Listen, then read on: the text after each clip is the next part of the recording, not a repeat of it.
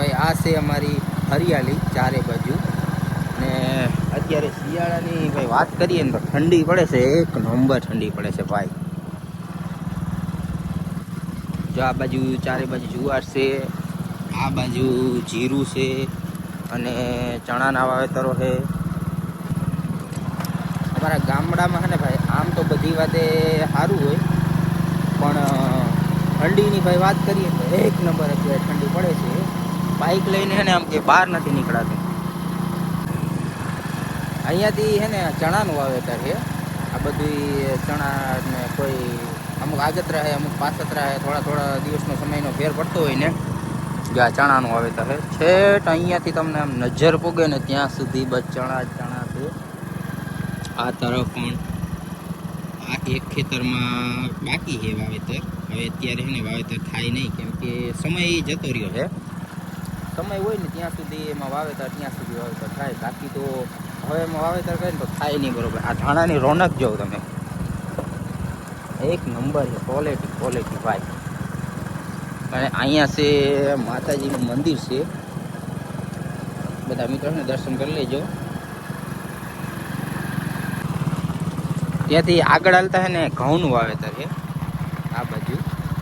અને અમુક ઘઉંમાં છે ને મહેનત ઓછી હોય, ઓછી હોય ને પાછું વાવેતરમાં ખર્ચો ઓછો આવે.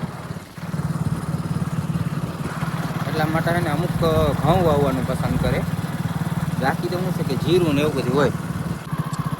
આ બાજુ છે ધાણાનું વાવેતર. આ જો ધાણા છે ને મોટા મોટા થઈ ગયા, જો કેટલા સરસ મજાના છે. હવે છે ને એમાં ધાણાના કણ આવવાના શરૂઆત થઈ ગઈ છે. તો લગભગ 10 થી 15 દિવસ થશે ને તો એમાં ધાણાના બીજ આપણે જોવાનું મળી જશે. અહીંયા કંઈક ઝૂંપડપટ્ટી છે માણસો, અને આપણું સરસ મજાનું એવું ગામ છે. ગામના પાદરમાં જ મહાદેવનું મંદિર છે. ગામડાની રોનક છે ભાઈ, કેટલી શાંતિ છે. એકદમ બધા શાંતિથી જીવો છે, કોઈ પણ જાતની દોડાધામ નહીં.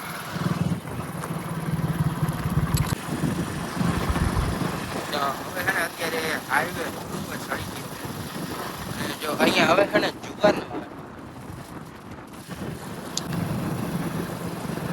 આ બાજુ છે ને 60 કેવી છે. લાઇટનું જે ઉત્પાદન કરવાનું હોય ને એ આ લાઇટમેન છે બધું. અને છે ને ટીસીનો સંગ્રહ કહે છે, વીજળી અહીંયા સંગ્રહ કરે છે. અને હવે આપણે એને હાઈવે ઉપર ચડી ગયા, અને હાઈવે ઉપર એને મિત્રો જે તમારાથી કંટ્રોલ થતું હોય ને તો જ આપણે બ્લોગ હાઈવે ઉપર બનાવાય. બાકી છે ને હાઈવે ઉપર ખોટું બ્લોગ ના બનાવાય.